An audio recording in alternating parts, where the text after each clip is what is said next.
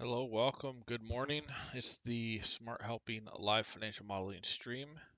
This week we're going to upgrade the golf course financial model. I've got a couple things I'm definitely going to be taking out that weren't really relevant on this one. And we'll get it all upgraded with all the new logic. We'll add a three-statement model, cap table, all kinds of stuff. So first of all,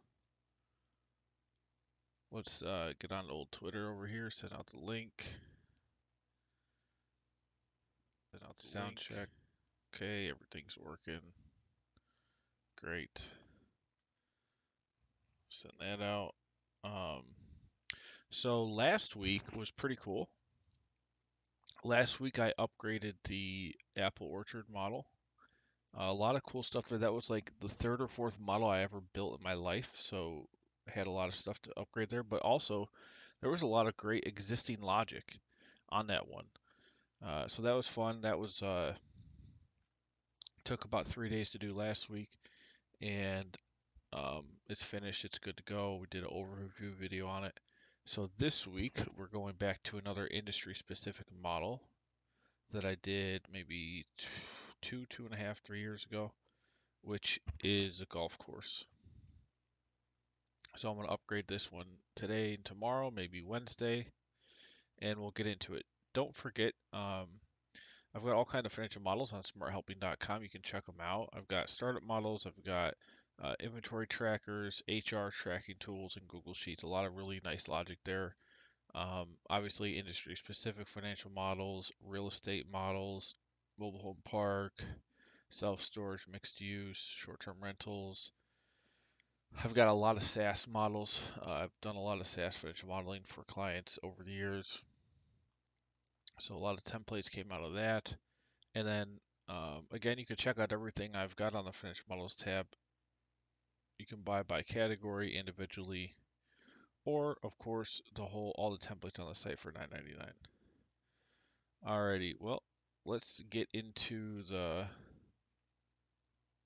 template here. So number one, I originally did this with a cap table that had different rounds, and I got to thinking about this morning. I'm like, there's not really a point.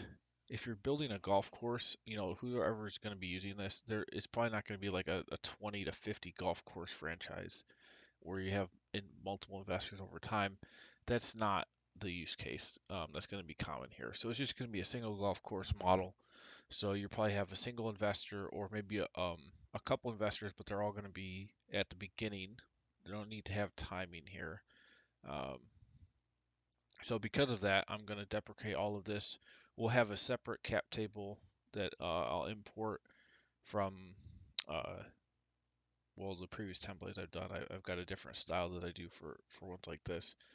Now, this type of cap table could be relevant for maybe a SaaS model, but not really a golf course. So we're going to just delete this. And then distribution detail, again, we'll delete that. The executive summary here is fine. Probably have some updates here, but it's good. Visuals.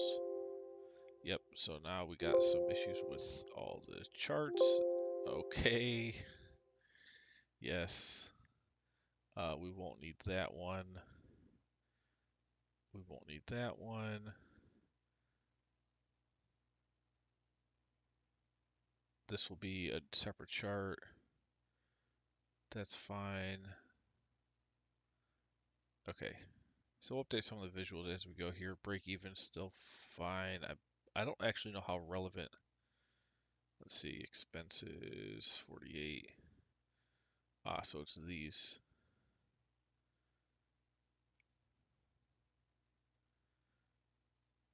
Um, no, that's not actually relevant either. You're not really going to be scaling marketing with your revenues. You just kind of get to a stabilized revenue. So we're going to take out this break-even tab as well.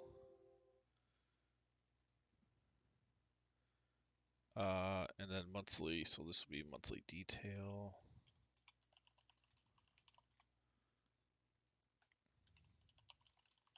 What I'm doing is getting this just ready to be onboarded into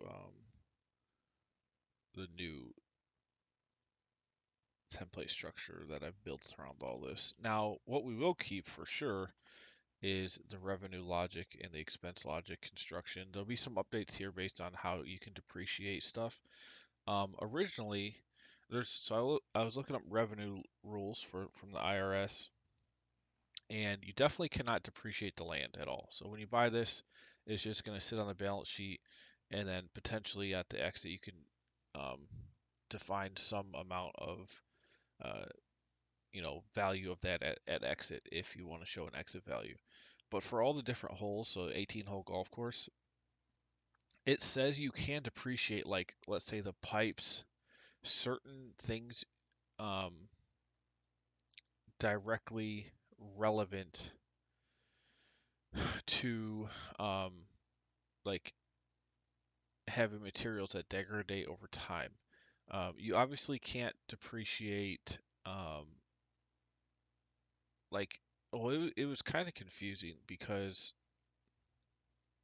at first it says you can't depreciate the land, you can't depreciate any of the construction that goes into um, the holes like the fairway, the rough. But then it was saying there's a new update to what you can depreciate, and some of it is depreciable. So what I was thinking is the easiest way to do this is just take the total cost of all 18 holes and just define a percentage of all these costs that can be depreciated. And I think that's the best way to do this as a financial model, because the whole thing is just it's not relevant unless we're going to calculate taxes, which we are to some extent. So I'll just say some percentage of this is uh, tax deductible.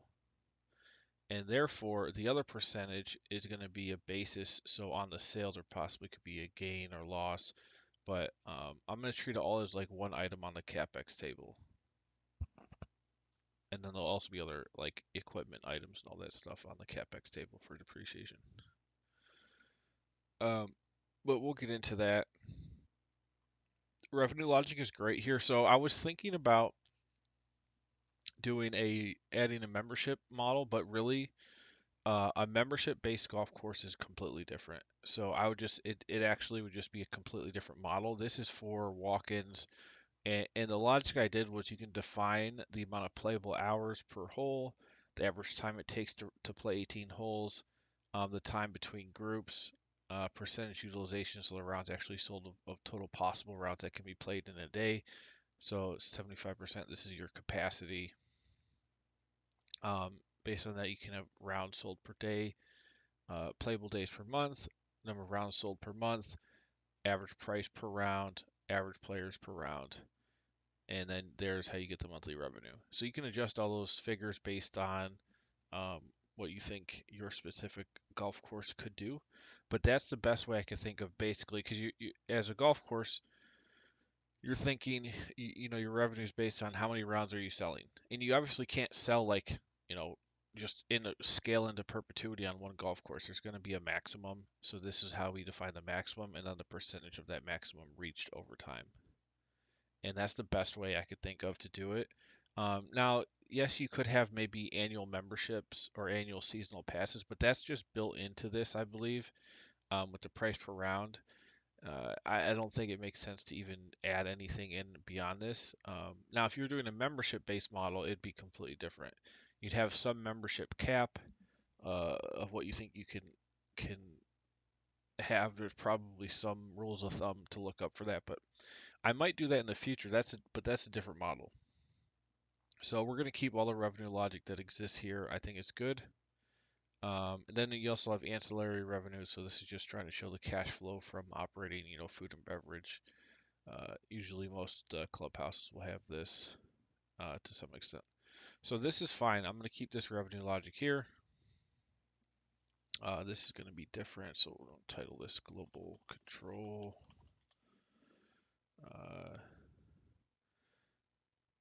This schedule, the cost of each hole, and see, you probably would end up breaking this down into different things of the hole and what's depreciable and what's not.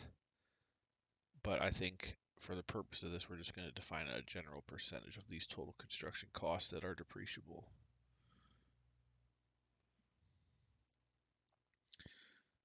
Expenses are pretty good. Fixed costs here. These, I'm just going to put startup costs. And this is, all this is not going to be relevant.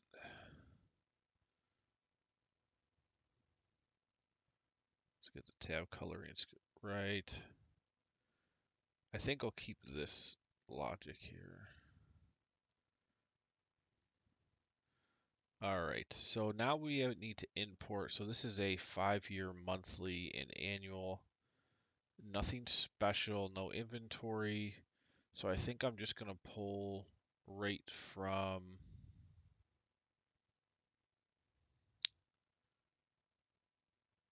let's see, probably, trying to think of a nice, maybe the dry cleaning service or cleaning service. Let me see. Okay, yeah, this is 5-year monthly and annual. We have a nice CapEx schedule. Okay, yeah. This probably fits pretty good.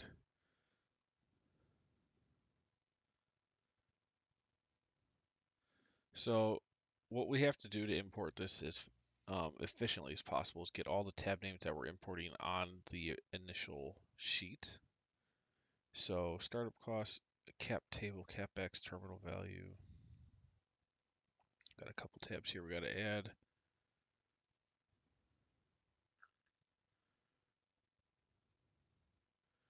So CapEx. And there's a reason I'm putting spaces. It's so the import, I can do a find and replace and not have a bunch of errors. CapEx, cap table, terminal value. Distribution. So this will be the new distributions logic that goes after executive summary. This can stay. CapEx, terminal value, data schedule. Validation. This needs to be validation 1. And then we have income statement, monthly and annual, balance sheet, cash flow. So we're going to add a couple tabs here.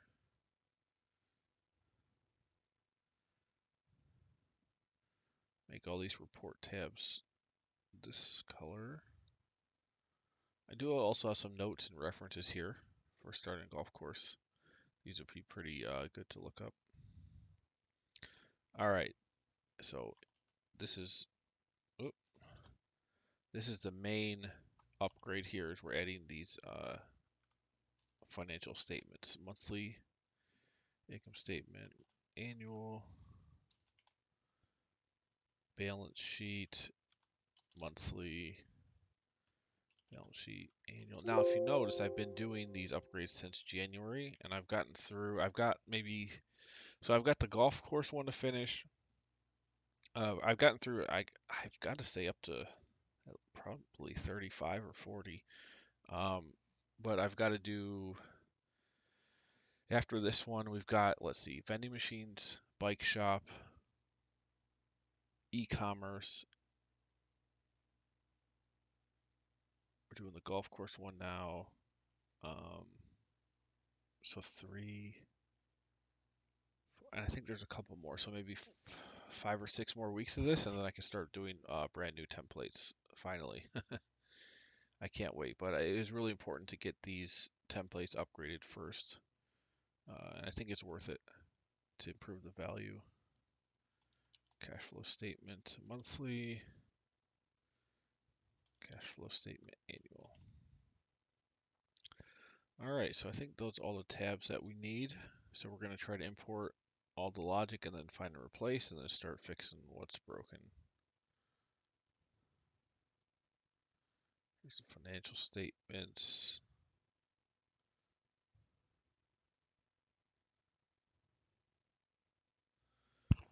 All right. This will have to be updated. This, we're going to have a video, so that's not needed.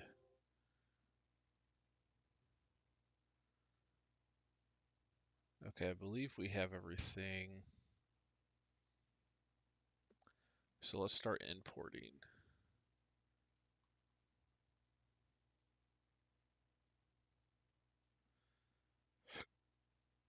The exit, yeah, I'm gonna do it on a trailing EBITDA multiple, not a revenue multiple. I think EBITDA makes more sense in this scenario.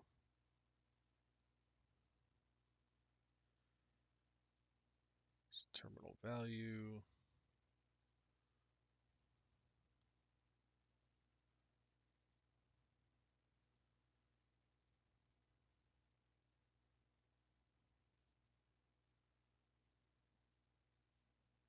Cap table.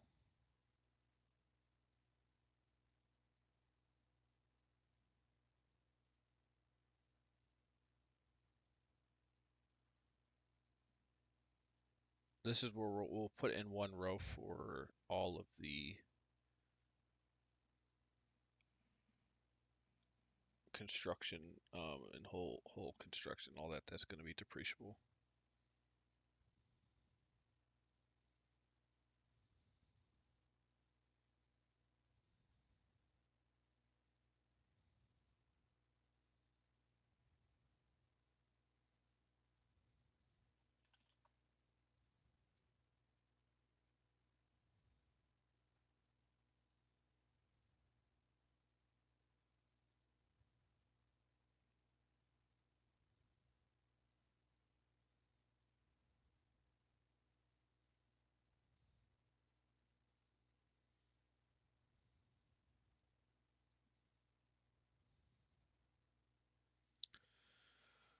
All right, the big ones here, income statement.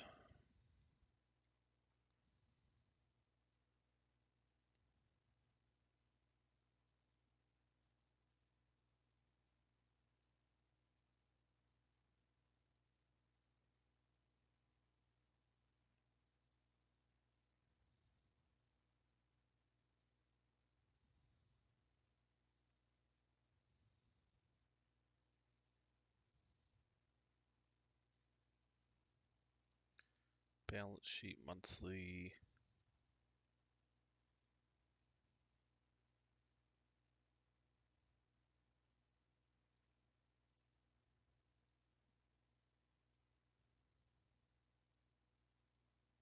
Cash flow statement.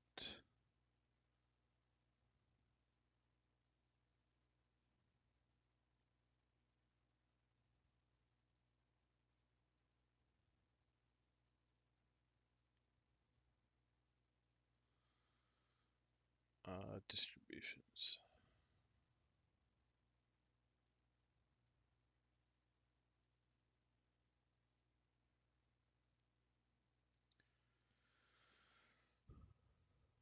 All right, these will have to be updated later.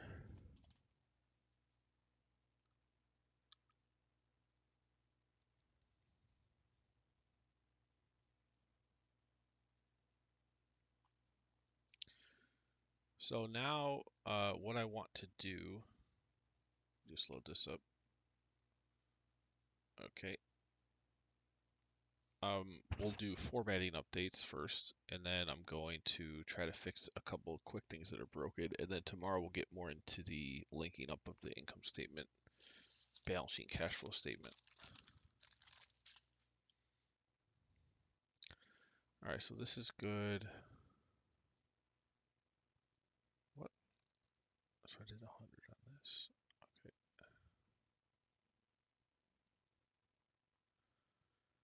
Revenue, we want to update. So remember, you can hold control down and click to get everything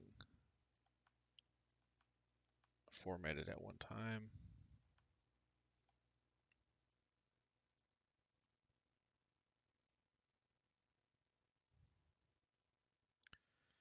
And then I want to do line styles lighter. Okay, that looks much better. Also, let's update this.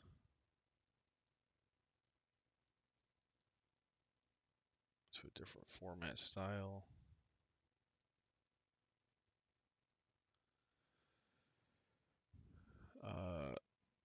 Now we're starting this, we'll do 2023.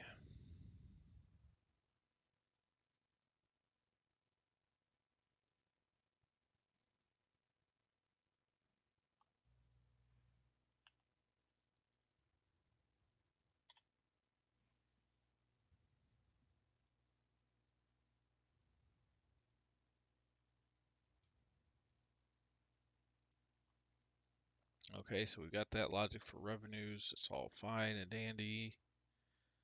Update this.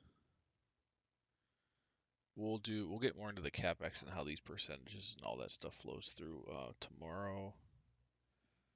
Expenses, we'll have to update the dates.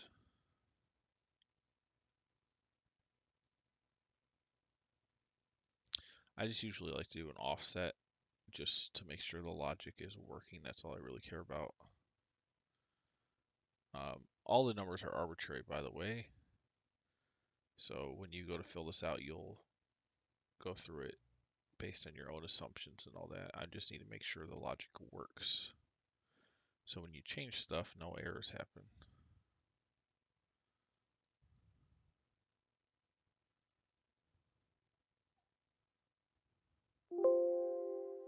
Whoop. Okay, that's formatted, that schedule. Yeah, so we had to just some updates on this. So there's your debt. Then here, this logic string to check if the end terminal value is going to be included or not. If it is, then we need to show the debt being fully repaid.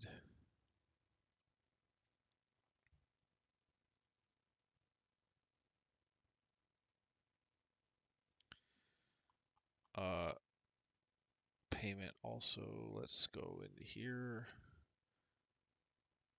This actually does the logic that we want.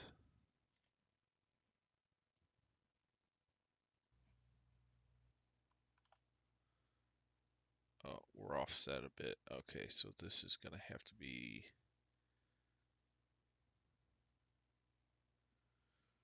okay. So 7 if J. Okay, so that date balance. Well, let's just see. So this is obviously. So these will be editable. This needs to be updated. Payments per year.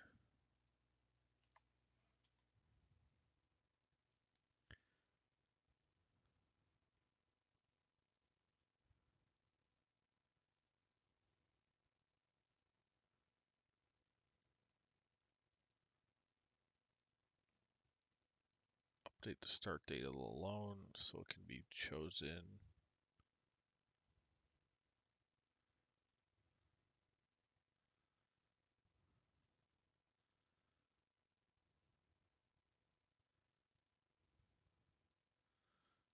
Okay.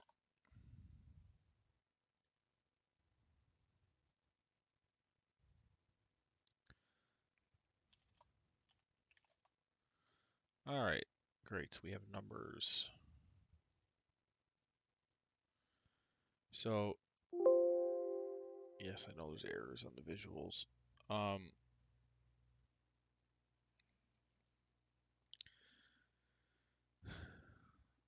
So this is not, let's see, we gotta check this thing.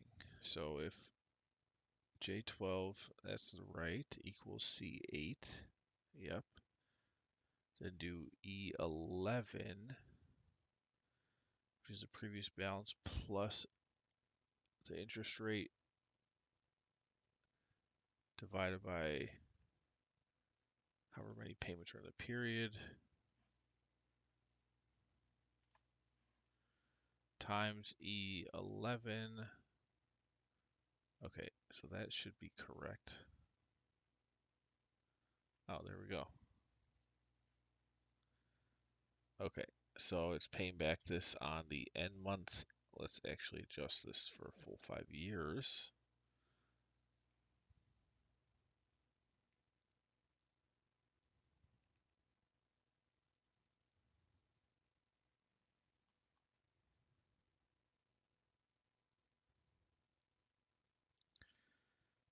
Okay.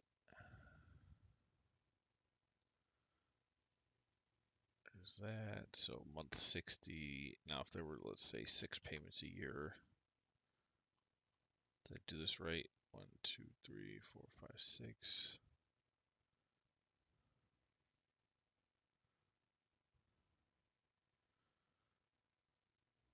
Okay, so this is we're paying on period 180.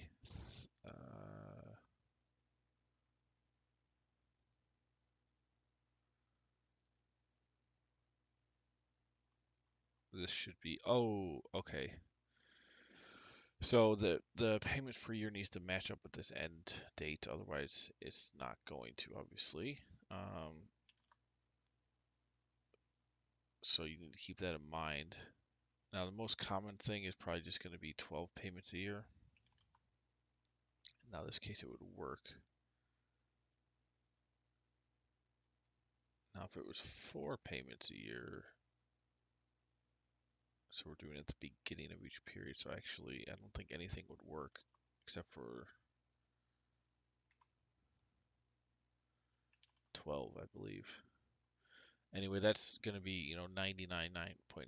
It's going to be a 12-year SBA loan, or a SBA loan that's you're paying back 12 payments a year.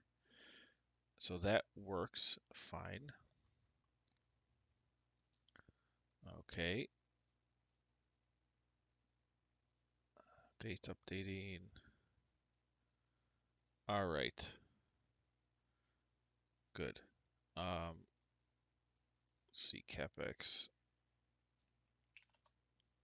These all need to be validation. Data validation.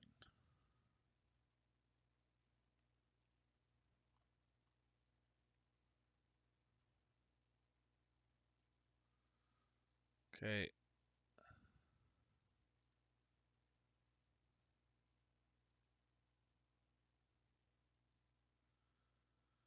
That's fine. Well, let's relabel this V2.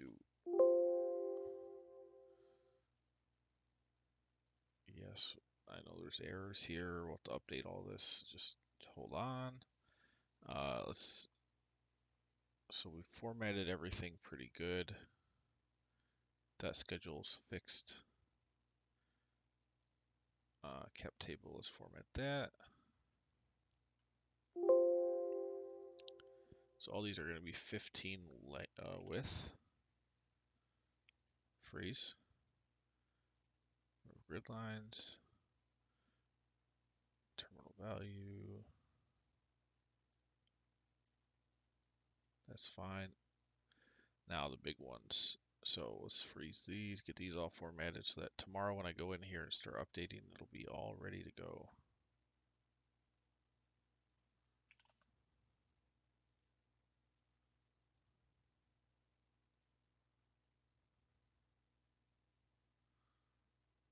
Looking good.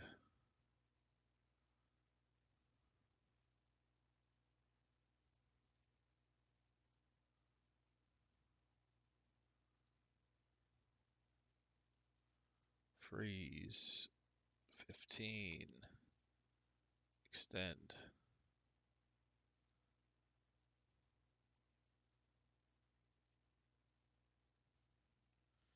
Cash flow statement. Now the reason why I'm making such a big deal out about these financial statements is they're common verbiage and terminology that people in accounting and investing understand. So it distills all this monthly and annual detail logic and cash flow into formal statements that generally the general audience of the model is going to be able to interpret. So that's why I've decided, all the startup models need to have this. So, and I've been doing this now for going on 6 months, but we are making progress, and I've only got about 6 or 7 left. I think when I finish this one, I want to do the vending machine bike shop model, and then the e-commerce. Once I'm done with those, I'll probably start doing brand new templates, and then maybe every 3 or 4 weeks I'll do an upgrade of if there's any left. I think there's a couple stragglers left that I'll get into. So maybe a month more of the upgrades. Okay, so these are formatted. Let's get this looking good.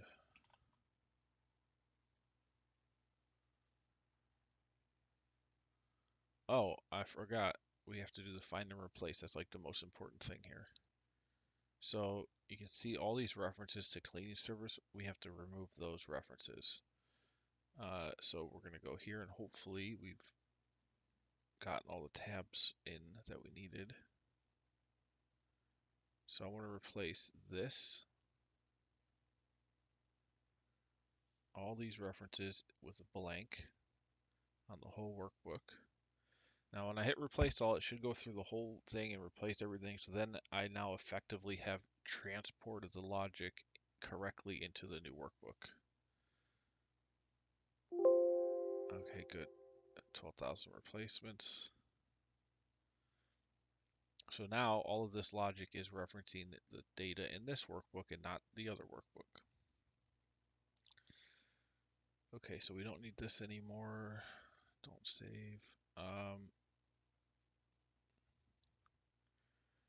Now, question is, what did we break here? So global control C5. Now, I'm assuming that's the end. We need to change that to C6. So on this tab specifically, I want to do another replace, and I want to replace anything that says global control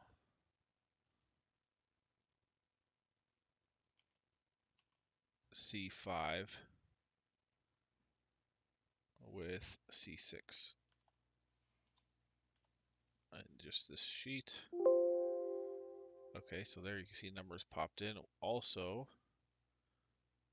I made it. I need to replace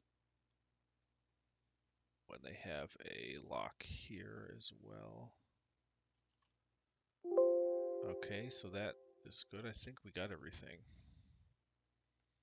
C6. This allows you to have a dynamic. So if I end the template at some other month except for the very last one, it should zero everything out on that last month, which it does. So that's good.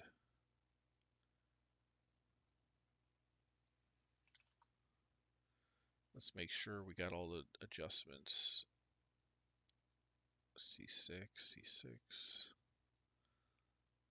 Good. Perfect. So if I go over here, you can see if I end the template in November, all December is zeroed out. This part is no longer relevant. This part is no longer relevant.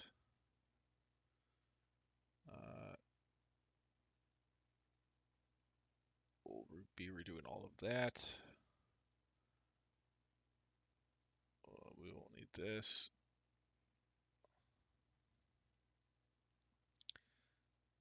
Or this. Or this.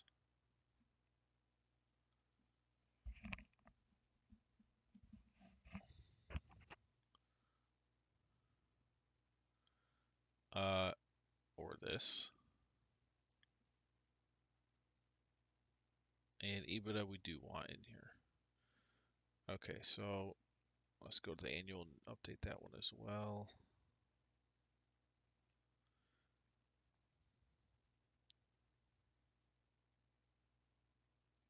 What did I keep here? Loan proceeds, exit proceeds.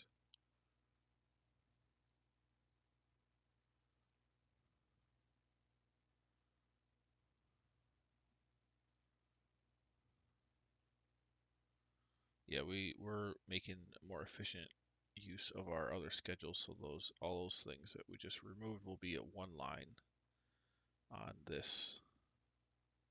Because we still need this monthly and annual detail, or mainly the monthly, to show granular information, because the income statement is not going to include the detail of all these different expense items. for how the revenue logic is working. It's just going to include revenue and expenses subtotals.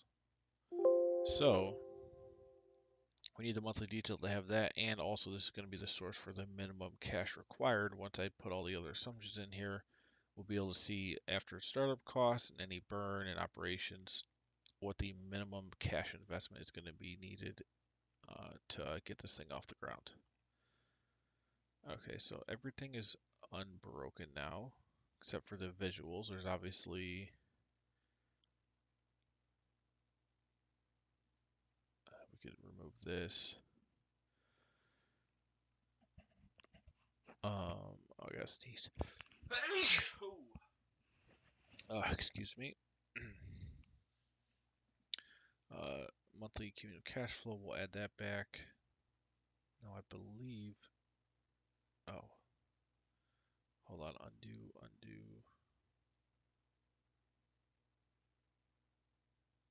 We'll keep this. This one we'll have to remove.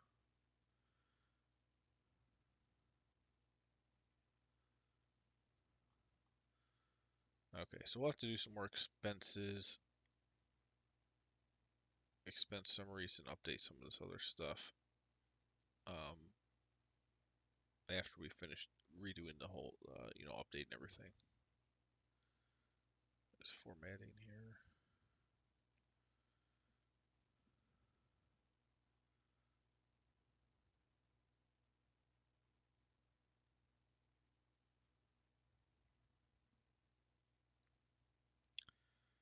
All right.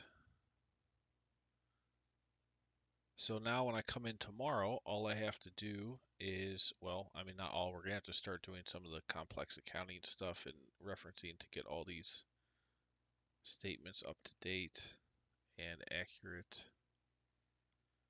Now, why is that February? It should be A1.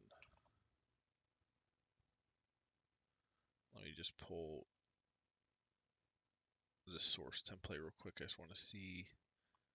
Right, because I had labels here. Okay, so just making sure that makes sense. So that's fine.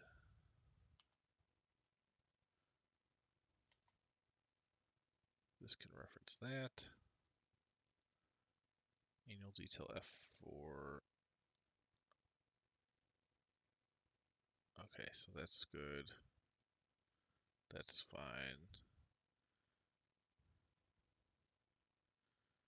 Good, good.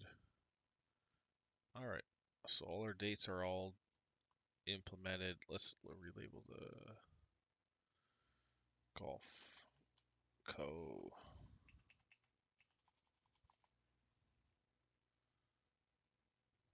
Okay, good. That's updating. All right. Well, this is about where my day ones usually end. So everything's imported, all the references are updated, all the formatting is updated. Fixed the debt schedule, unbroke the monthly detail, and updated the dates and the visuals, removed the broken visuals. So we should be good to go for tomorrow, and just we'll try to get these financial statements all looking good, implement some interesting things on this, the depreciation on the construction of the holes and all that. Uh, and yeah, I'm gonna shoot for finishing this tomorrow. If I do, that might free me up some time Wednesday, Thursday, Friday to possibly do maybe a new calculator or tracker or something if I find something that I want to try to implement. Even though I haven't been able to do full financial model updates in the last couple months, I was able to get like the seller financing amortization and tax calculator done. That was a good one. Employee timesheets was I think a long-term value template. The daily inventory tracker, short-term rental model. This was a good one. So HR tool. All right, this one. SaaS pricing sensitivity. Volume discount pricing. So I've been able to do a couple new things but no full-on new financial models yet. But I will be definitely doing that here in another month or so if I could finish these, and I'll start weaning off of these and doing just new businesses, new industry models. Alrighty, well that's all I got for you for now. Remember, check out smarthelping.com for more. Again, you can buy everything I've ever built for $9.99 or shop the categories individually, or buy the templates individually. Also, remember, I am offering a 2-hour service. If you buy a template and want to get an assumption walkthrough, explain how your situation might fit into the template the best, that's a new 2-hour service I offer. Now, in that 2 hours, just we'll go over as much as we can. Um, if you end up needing customization work or more time, or for whatever reason, obviously we'll just work out more time. But the general offer is 2 hours, and we'll go through as much of your template as we can and try to get your assumptions integrated correctly, and just explain any logic you need explained. And that goes for any template. It doesn't have to be a startup model. It could be one of the inventory templates. It could be an accounting template here. We've got a lot of stuff for accounting, inventory tracking, cost of goods sold inventory, FIFO based, uh, cash conversion cycle, volume discount pricing, accounts receivable payable. So I've got all kinds of different templates, not just startup models. And the service includes everything, all the templates, any purchase template. Alrighty, see you guys tomorrow morning at 10 o'clock Eastern, and